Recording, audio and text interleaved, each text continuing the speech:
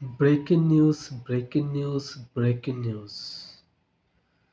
সাবেক আইনমন্ত্রী এবং আহ, সরকারি উপদেষ্টা সালমান এফ রহমান গ্রেপ্তার হয়েছে।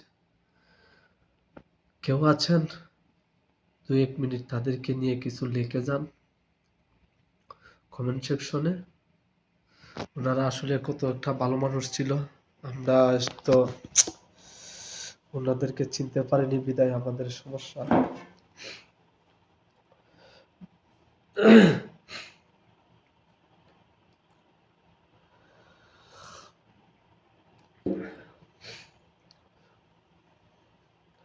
যাই হোক, ওদেরকে নিয়ে 1-2 লাইন বলি।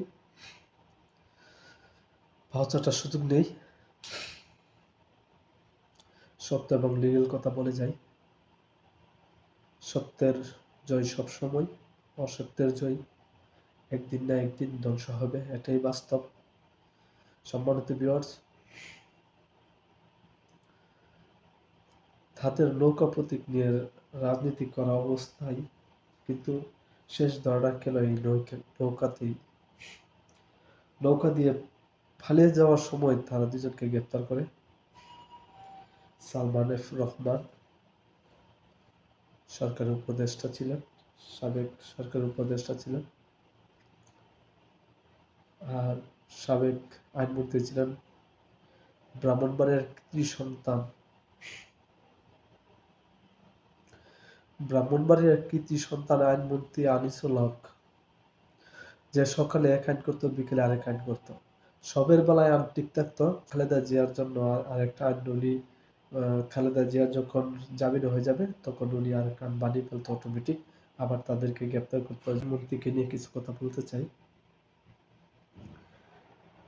আপনি তো সকাল বিকেলে আইন করতেন, এখন আপনাকে গ্রেপ্তার করা হয়েছে, আপনি একটা আইন তৈরি করেন যে আইনের মধ্যে আপনি খালাস হতে পারেন, দেখি আপনার কতটুকু আইনের ক্ষমতা আছে। স্বাভাবিক জ্ঞান কাণ্ড যদি থাকতো তাহলে চিন্তা করতো, একজন প্রাইম মিনিস্টার বেগম খালেদা জিয়া ছিলেন, ওনাকে 2 কোটি টাকার মামলায় কত বছর ধরে আজকে জেল মামলা হামলায় দিয়ে আপনারা এই অবস্থা রেখেছেন। ভাবছেন আপনারা বেঁচে যাবেন? আপনারা কি যেরকম ভাবতেছেন ওইরকম না। এই পর্যন্ত কতজনকে গুম খুন করেছেন তার হিসাব খন্ড খন্ড করে হিসাব করে দিতে হবে। লোকেরই কথা, পৃথিবীতে পাপ করে যাবা, এই পাপের মাসুল অর্ধেক দিয়ে যেতে হবে পৃথিবীতে। এই আইনমন্ত্রীর কারণে কত মানুষ, এই বাজি আইনের কারণে কত লোক জেল খাটতে হয়েছে, তার মাসুল অবশ্যই উনি দিতে হবে। আইনমন্ত্রী কামরুল ইসলাম, আপনি ভাবতেছেন আইনমন্ত্রী হয়তোবা ভাবতেছে যে আর বড় বেশি দিন বাঁচবো না, মরে যাবো, এত শীতানায় মরণ এত তাড়াতাড়ি নয়। কার মরণ তাড়াতাড়ি? যারা আল্লাহ তাআলার প্রিয় বান্দা তাদেরকে খুব তাড়াতাড়ি আল্লাহ তাআলা নিয়ে নেয়, কারণ নিয়ে যায়। আর আপনাদের মতো চোর কমিন, বাটপার, চিটার, দালাল, এগুলাকে কখনো মহান আল্লাহ তাআলা তাড়াতাড়ি নিবে না। এর জন্য প্রস্তুত হন। কি দোষ করেছিল ইলিয়াস আলী?